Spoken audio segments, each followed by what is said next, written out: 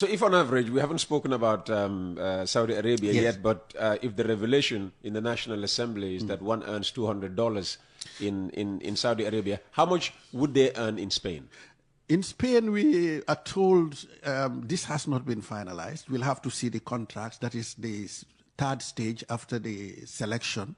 But we are told that they are being paid the minimum wage in Spain, which would be slightly below 10 euro per hour. So it depends. Oh, okay. So it depends on how many hours each does per day. Per day. That is then, totaled, over the 30 days and paid to you.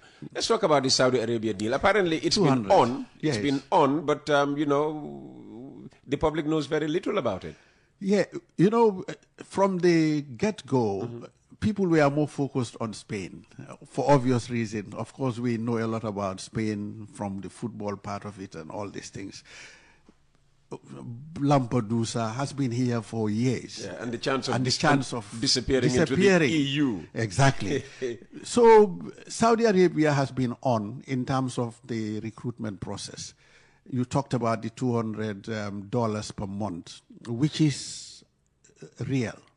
That for beginners in Saudi Arabia, they have their own system. In the Mosanet, which is the platform that recruitment takes place, that's where the two sides interact and agree contracts.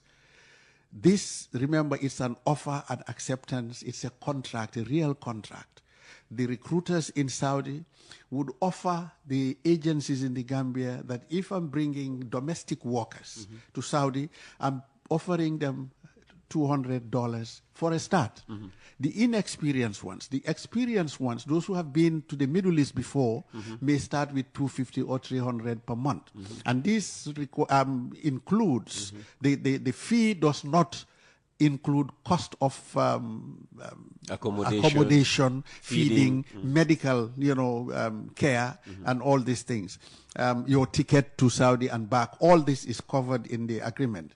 But this is what they have as a basis. It can be up to 250. During my mission, I met an agency that was ready to go that far, that high. It could even be higher than that. But you see, this is again a process, and Gambia is not on the ground yet. They know very little about us. They are asking about Gambians, how are we committed to work, how much we are sincere. Because in Saudi, there are certain principles that they need to know.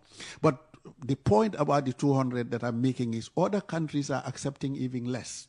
I know countries that started with, from our research, 150 per month. And if Gambia is going to start, we need to start somewhere. I'm not saying $200 a month is enough in my mind. I would want to see more than that. But unless we take this 200 and create a reputation again, like Malaysia. If a Malaysian steps in Saudi Arabia today, nobody offers them 200. They have gone beyond that. Even as a beginner, they start above 500. But that's because over 20 to 30 years, they have been consistently working in Saudi. That's how long it takes to establish a reputation? Exactly. You need to do that first. But I believe when we get to the skilled labor, which is also starting, because the Saudi agreement has two components. One is the unskilled labor. The other one is skilled labor. They have now requested that we go in. They now want Gambians to go and provide caring in care homes. They want Gambians to go and look after babies, nannies. They want us to go and teach. They want us to go and do some nursing work in the hospitals. This level is also commencing. That is going to start at another level.